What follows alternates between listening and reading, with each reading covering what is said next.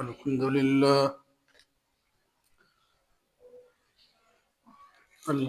لله نحمده ونستعينه ونستغفره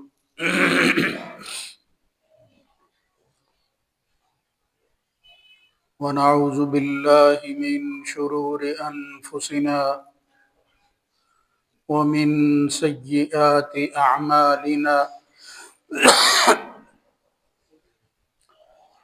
من يهده الله فلا مضل له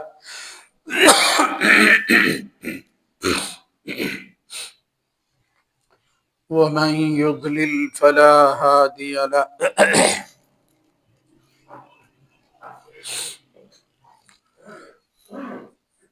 وأشهد أن لا إله إلا الله وحده لا شريك له. وأشهد أن محمدا عبده ورسوله. اللهم صل على محمد وعلى آل محمد كما صليت على إبراهيم وعلى آل إبراهيم إنك حميد مجيد. اللهم بارك على محمد وعلى آل محمد كما باركت على إبراهيم وعلى آل إبراهيم في العالمين إنك حميد مجيد. أما بعد فإن خير الحديث كتاب الله وخير الهدى هدى محمد صلى الله عليه وآله وسلم وشر الأمور محدثاتها وكل محدثة بدعة وكل بدعة ضلالة وكل ضلالة في النار. رب أعوذ بك من همزات الشياطين من همزه ونفخه ونفثه. يا أيها الذين آمنوا اتقوا الله حق تقاته ولا تموتن إلا وأنتم مسلمون. يا أيها الناس اتقوا ربكم الذي خلقكم من نفس واحدة وخلق منها زوجها وبث منهما رجالا كثيرا ونساء واتقوا الله الذي تساءلون به والأرحام إن الله كان عليكم رقيبا.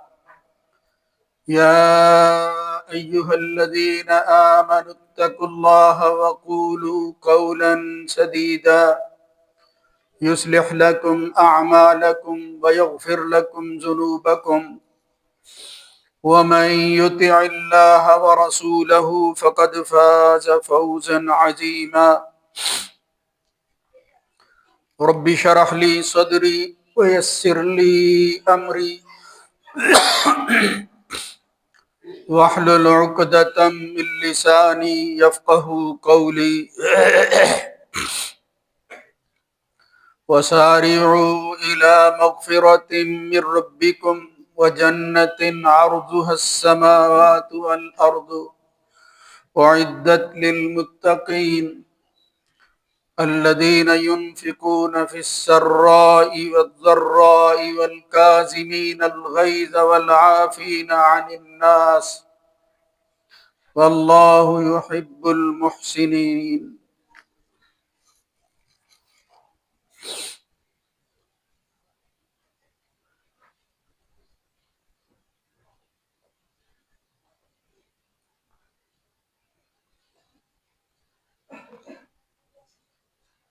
اپنے رب کی مغفرت کی طرف کوشش کر کے دوڑ کر جلدی سے آؤ اور اس جنت کی طرف جس کا عرض آسمان و زمین ہے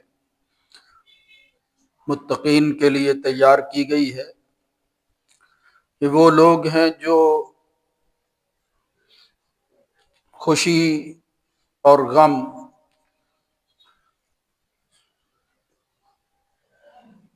تکلیف اور آسانی، ہر حال میں خرچ کرتے ہیں، غصے کو پی جانے والے ہیں، لوگوں کو معاف کرنے والے ہیں۔ لہذا اللہ رب العزت بھی محسنین کو پسند کرتا ہے اور ان سے محبت کرتا ہے۔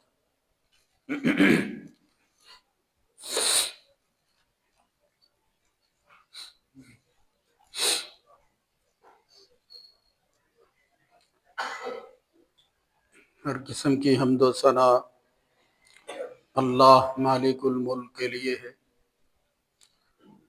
جو تمام جہانوں کا خالق اور مالک ہے۔ درود و سلام اس کے آخری نبی سید ولد آدم جناب محمد الرسول اللہ صلی اللہ علیہ وآلہ وسلم کی ذات گرامی پر۔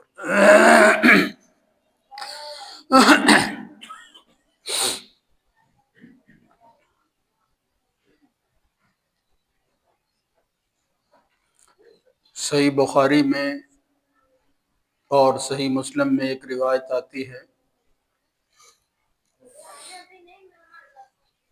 جس کو ابو ہریرہ اور عمر بن خطاب رضی اللہ تعالی عنہما روایت کرتے ہیں۔ انتہائی مشہور و معروف روایت ہے۔ صحیح مسلم کے الفاظ ہیں کہ عمر بن خطاب رضی اللہ تعالی عنہ کہتے ہیں کہ ہم رسول اللہ صلی اللہ علیہ وسلم کے پاس موجود تھے، وَنَحْنُ عِنْدَ رَسُولِ اللَّهِ صلی اللہ علیہ وآلہ وسلم اِذْ طَلَعَ رَجُلٌ یا اِذْ طَلَعَ عَلَيْنَا رَجُلٌ شَدِيدُ بَيَاضِ الثِّيَابِ شَدِيدُ سَوَادِ الشَّعْرِ لا يرى عليه أثر السفر ولا يعرفه منا أحد، فجلس إلى النبي صلى الله عليه وآله وسلم وأسند ركبتيه إلى ركبتيه ووضع كفيه على فخذيه فقال يا محمد صلى الله عليه وسلم أخبرني عن الإسلام، قال أن تشهد أن لا إله إلا الله وأن محمد رسول الله وتقيم الصلاة وتؤتي الزكاة وتصوم رمضان وتحج البيت إن استطعت إليه سبيلا، قال صدقت، فعجبنا له يسأله ويصدقه، فقال أخبرني عن الإيمان، قال أن تؤمن بالله وملائكته وكتبه ورسله واليوم الآخر وتؤمن بالقدر خيره وشره، قال صدقت۔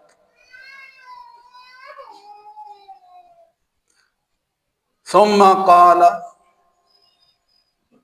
فأخبرني عن الإحسان، قال أن تعبد الله كأنك تراه فإن لم تكن تراه فإنه يراك،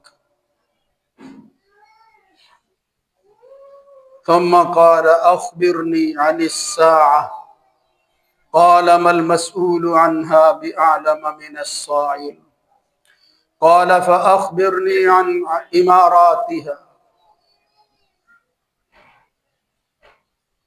قال أن تلد الأمة ربتها وأن ترى الحفاة العراة العالة رعاء الشاء يتطاولون في البنيان، ثم انطلق فلبثت مليا، فقال رسول الله صلى الله عليه وسلم يا عمر أتدري من السائل؟ قلت والله ورسوله أعلم، قال हाज़ा जिब्रील अताकुम युअल्लिमुकुम दीनकुम।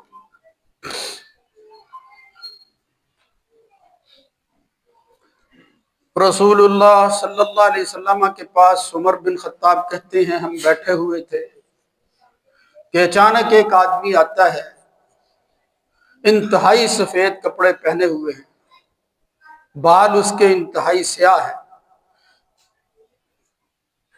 कोई सफ़र का निशान और असर भी उस पर दिखाई नहीं देता, हम में से कोई उसको पहचानता भी नहीं है।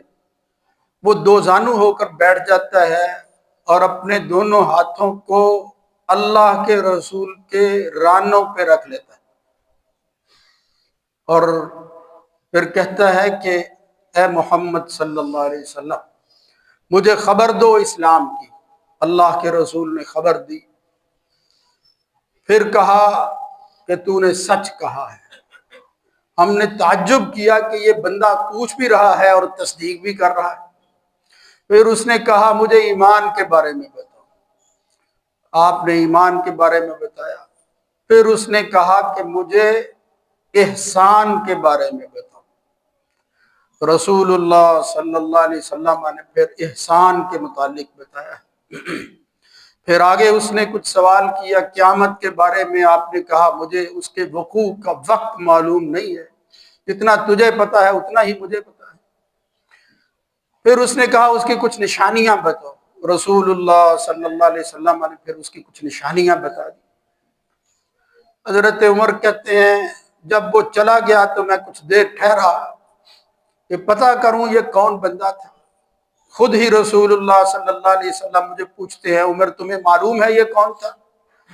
फरमाया, या रसूल अल्लाह, अल्लाह को मालूम है, ये अल्लाह के रसूल को मालूम, हमें तो नहीं पता। मुहम्मदुर रसूलुल्लाह सल्लल्लाहु अलैहि वसल्लम ने जवाब दिया कि उमर, ये जिब्रील थे, सैयदुल मलाइका, रूहुल कुदस, इंसानी शक्ल में आया और आए इसलिए कि वो तुम्हें आकर बताएं कि दीन कैसे सीखा जाता है, और वो दीन सिखाने के लिए आया था। अल्लाह की तरफ से सवालों की शक्ल में पूछ पूछ कर उसने बताया कि दीन क्या है।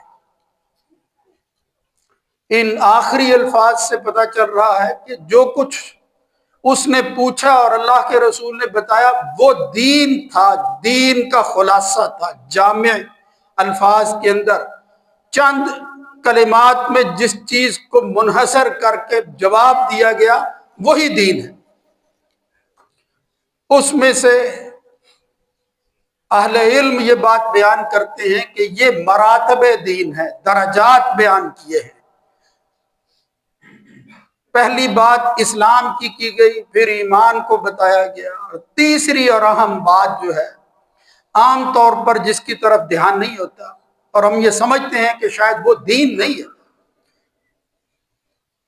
मगर जिब्रील ने आकर जब पूछा कि एहसान क्या है, तो मुहम्मदुर रसूलुल्लाह सल्लल्लाहु अलैहि वसल्लम ने वो अल्फाज बयान किए जो सारी मखलूक के अंदर कोई शख्स जो है इस लफ्ज का ये माना मफहूम तर्जुमा नहीं कर सकता था जो मुहम्मदुर रसूलुल्लाह सल्लल्लाहु अलैहि वसल्लम ने फरमाया है। क्या खूबसूरत बात की अल्लाह के रसूल ने इस लफ्ज के बारे में, जो कुरान और सुन्नत में कई जगह आता है कि एहसान ये है कि तुम अल्लाह की बंदगी करो कि तुम अल्लाह को देख रहे हो, और अगर ये नहीं है तो फिर वो तो तुम्हें देख ही रहा है।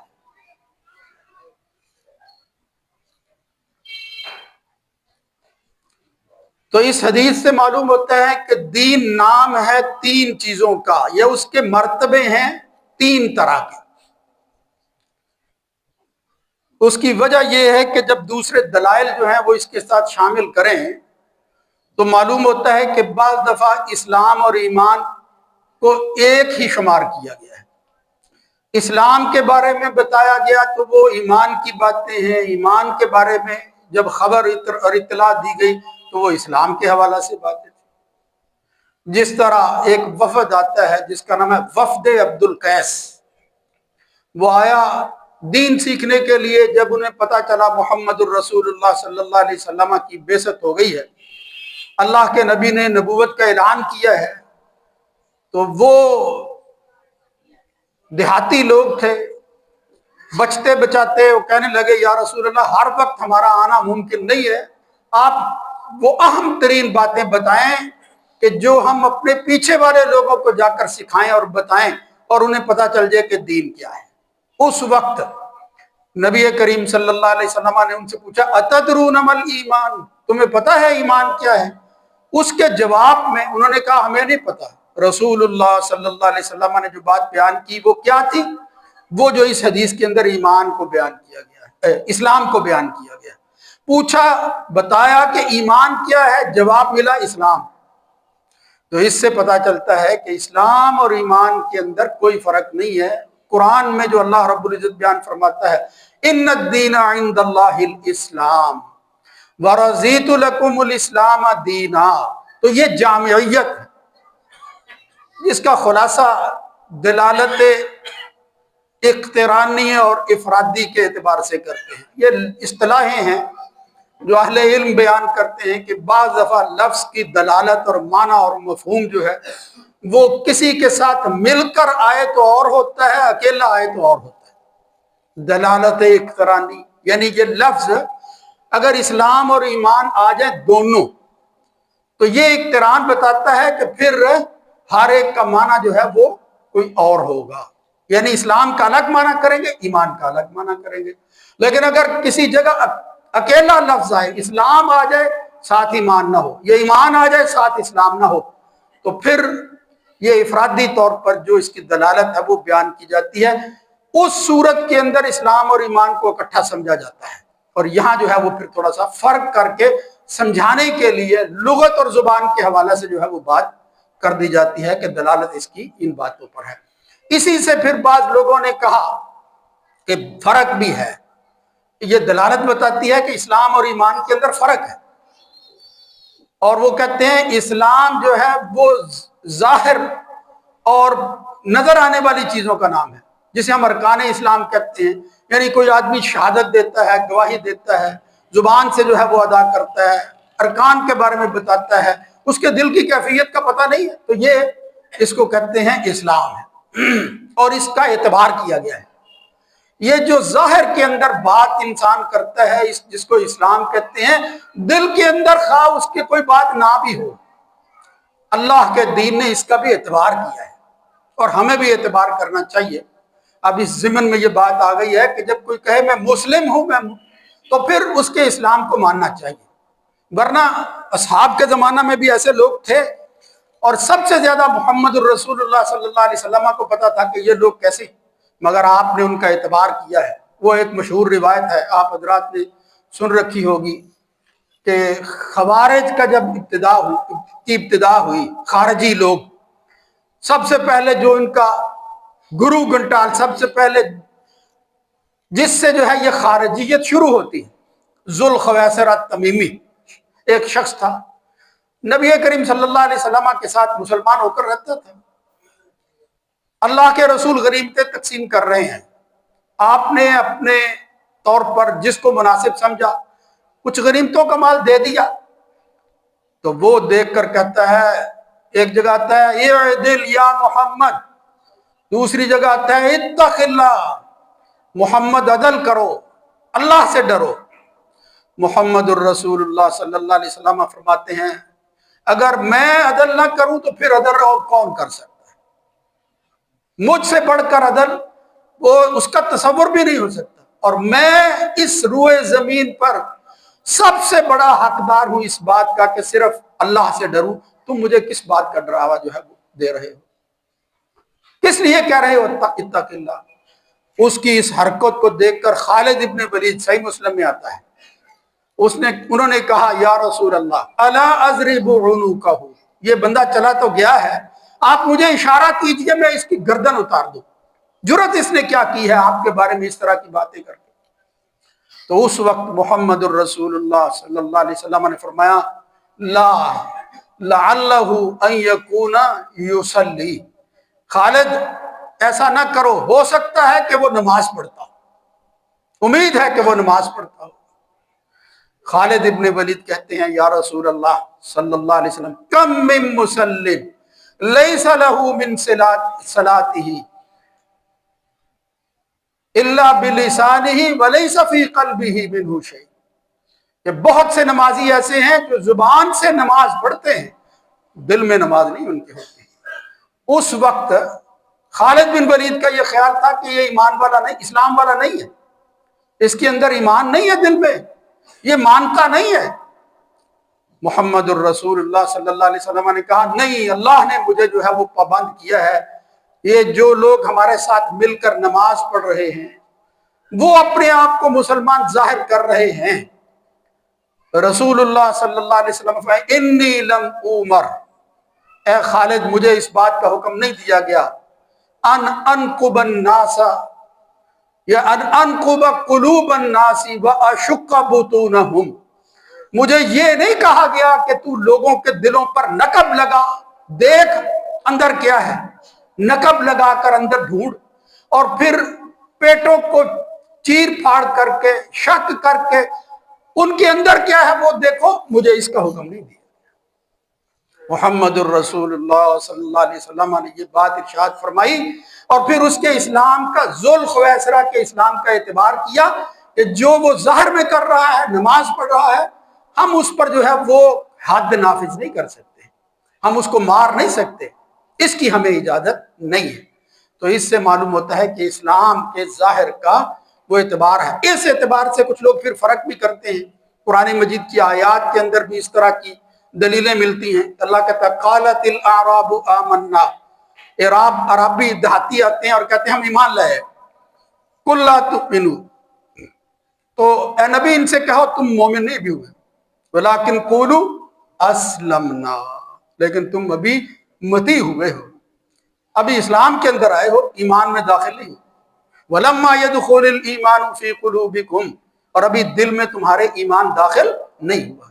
تو اس سے لوگوں نے کہا دیکھو یہ پھر اسلام اور ایمان کا جو فرق ہے وہ یہاں سے نظر آ رہا ہے، اللہ رب العزت خود جو ہے وہ بیان فرما رہے ہیں۔ اور کئی ایسی دلیلیں جو ہیں وہ ملتی ہیں جن سے معلوم ہوتا ہے کہ بعض دفعہ یہ لفظ کے اعتبار سے فرق ہے، صحیح بات تو یہی ہے۔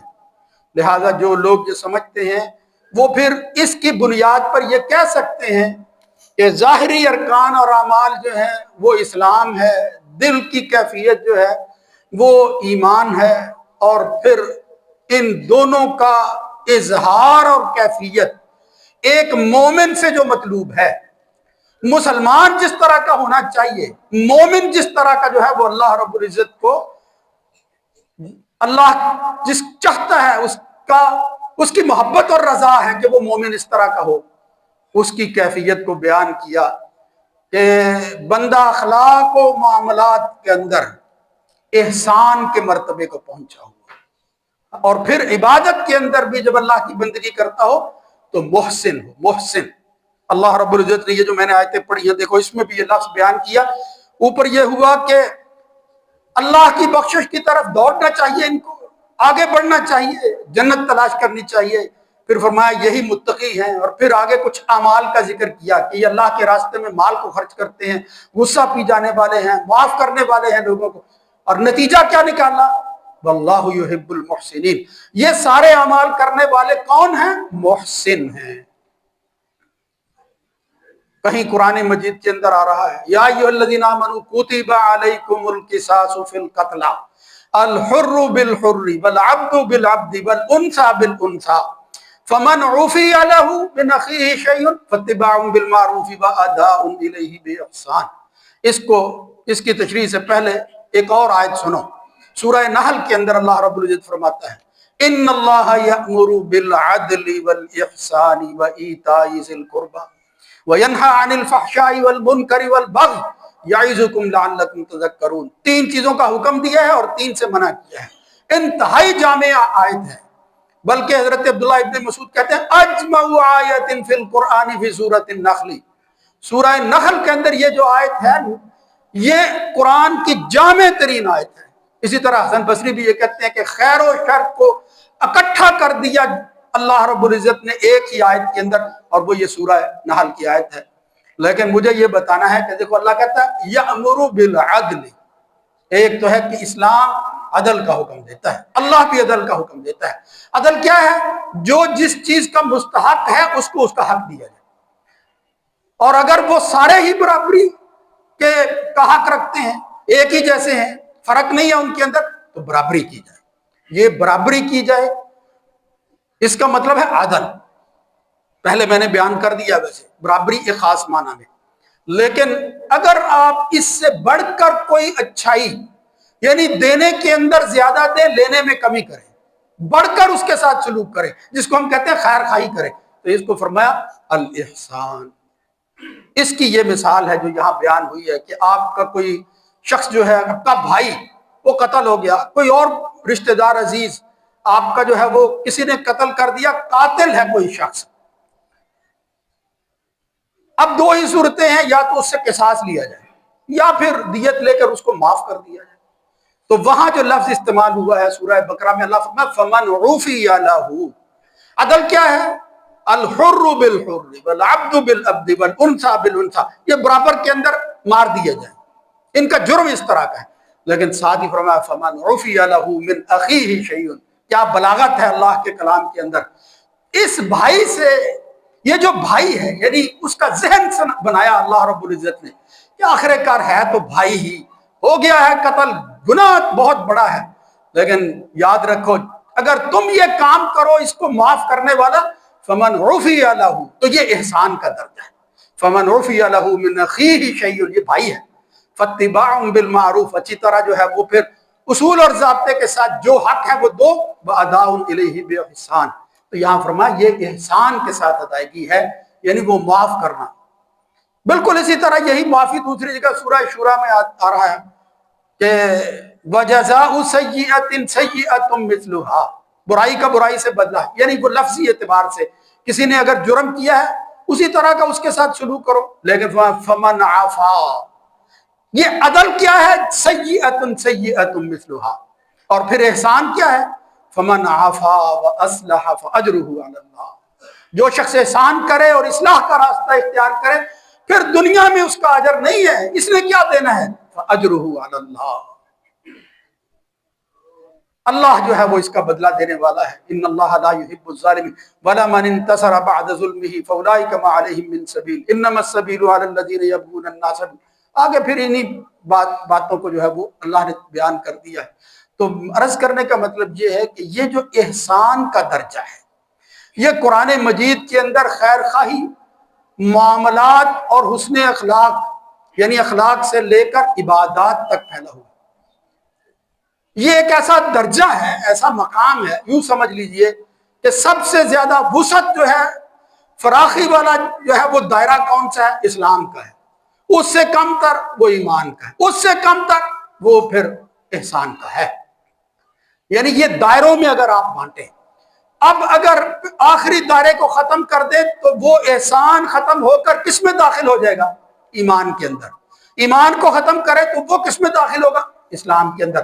ادھر سے شروع کریں تو احسان تک، احسان سے شروع کریں تو وہ اسلام تک پہنچتا ہے۔ یہ وسعت اور اس کا ضیق، اس کا تنگ ہونا وہ نظر آتا ہے اس اعتبار سے، جس کا مطلب یہ ہے کہ اسلام ہو یا ایمان، انسان کو یہ دونوں چیزیں مومن اور مسلمان بن کر رہنا چاہیے، لیکن کیفیت اس کی کیا ہو؟ وہ محسن ہے، محسن ہو۔ بلا من اسلم وجہہ للہ، کیا ہی بات ہے اس شخص کی جس نے اپنے چہرے کے اعتبار سے اسلام کو قبول کر لیا۔ ملا من اسلم وجہہ للہ، لیکن ساتھ ہی کہا وہو محسن، لیکن ہے وہ محسن۔ دل اور پھر ظاہر کی کیفیت بالکل ایک طرح ہے، اخلاص کا ایک اعلیٰ درجہ ہے، پیک ہے، معراج ہے اس اسلام اور ایمان پر عمل کی، جس کو اللہ رب العزت نے اپنے نبی کے ذریعے بتایا، وہ احسان کا درجہ ہے۔ منزلۃ الاحسان کب پیدا ہوتی ہے؟ جب اسلام اور ایمان کے اندر بندہ یہ کہے کہ میں جو کچھ کر رہا ہوں اللہ تو دیکھ ہی رہا ہے۔ ایک تو یہ معنی یعنی اکٹھا کریں، اللہ کے دیکھنے میں کیا شک ہو سکتا ہے، لیکن تم اپنی توجہ اور انہماک اس طرح رکھو کہ یوں دکھائی دے ان تعبد اللہ، کہ تو بندگی کرتے ہوئے اللہ کو دیکھ رہا ہے۔ صرف پیپر حل نہیں کر رہا، تیرا انٹرویو ہو رہا ہے، وہ انٹرویو کرنے والا سامنے بیٹھا ہے. یہ سمجھانے کے لیے کہہ رہا ہوں. اس دنیا کے اندر بندہ اللہ کو نہیں دیکھ سکتا. موسیٰ جیسی شخصیت نے بھی خواہش کی، قال ربی ارنی انظر الیک، جو کچھ ہوا قال لن ترانی ولکن انظر الی الجبل. لیکن رسول اللہ صلی اللہ علیہ وسلم نے فرمایا بندگی کرتے ہوئے بندہ کأنک ترا، گویا کیفیت یہ بنا تو سکتا ہے، ہو تو سکتا ہے کہ جب وہ اللہ کے حضور کھڑا ہو کأنک ترا، اللہ نہیں دیکھ رہا، وہ اللہ کو دیکھ رہا. کیا منظر ہوگا اگر دل کی کیفیت انسان کی یہ ہو جائے کہ وہ اللہ کو دیکھ رہا ہے اسی جہان کے اندر. اللہ ایسی ہستی جو دلوں کے بھید جانتا ہے وہ سامنے ہو کسی. جناب ابو بکر صدیق کے بارے میں آتا ہے عبادات میں خاص طور پر جب وہ نماز ادا کرتے تو اس قدر انہماک ہوتا کہ فرماتے ہیں کہ اگر ان کے سر پر پرندہ جو ہے وہ بیٹھ جاتا انہیں پتہ نہ چلتا. یہ انہماک کا یہ عالم، یہ ہے وہ درجہ نماز کا جس کو اللہ رب العزت فرماتا ہے ان الصلاۃ تنہی عن الفحشاء والمنکر. واقعتاً روکتی ہے یہ نماز، لیکن یہ مقام تو ملے، اس احسان کے درجے پر تو بندہ پہنچے. لہذا یہ جو احسان کا درجہ ہے. اب آخری بات، عبادات میں نماز ہو تو چوری نہیں ہونی چاہیے. چور کہا نبی کریم صلی اللہ علیہ وسلم نے نماز کے اندر اگر احسان نہیں ہے اور باوجود کام کرنے کے کسی سے کہا کہ تو نے یہ ارجع فصلی فإنک لم تصلی، تیری نماز نہیں ہوئی، جاؤ پڑھو پھر. یہ کیا ہے؟ اس لیے کہ اس کے اندر وہ مقام نہیں ہے.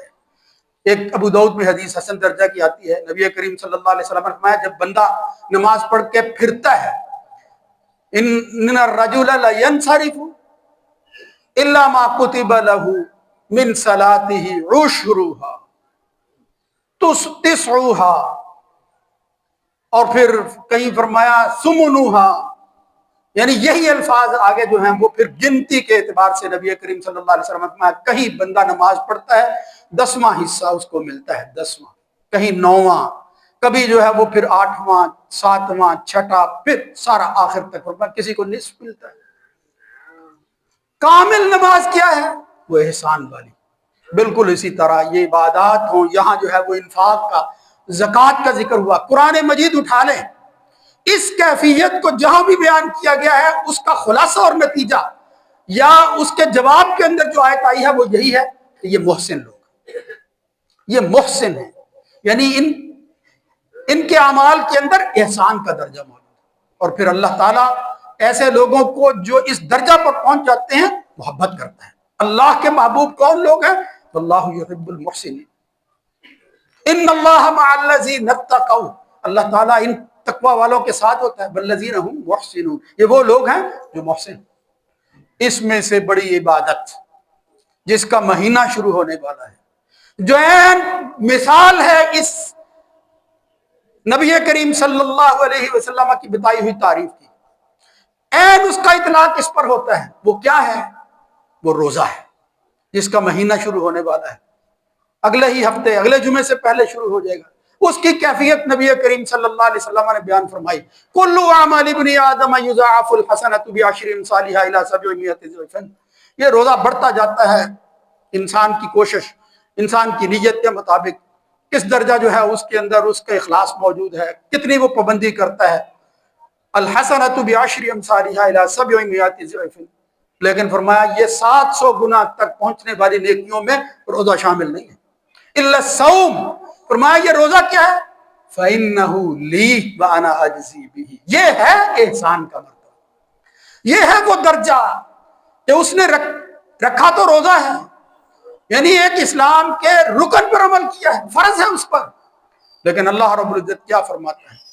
محمد الرسول اللہ صلی اللہ علیہ وسلم نے کہا کہ جو آدمی یہ اس طرح کا روزہ رکھتا ہے فَإِنَّهُ لِي وَأَنَا أَجْزِي بِهِ.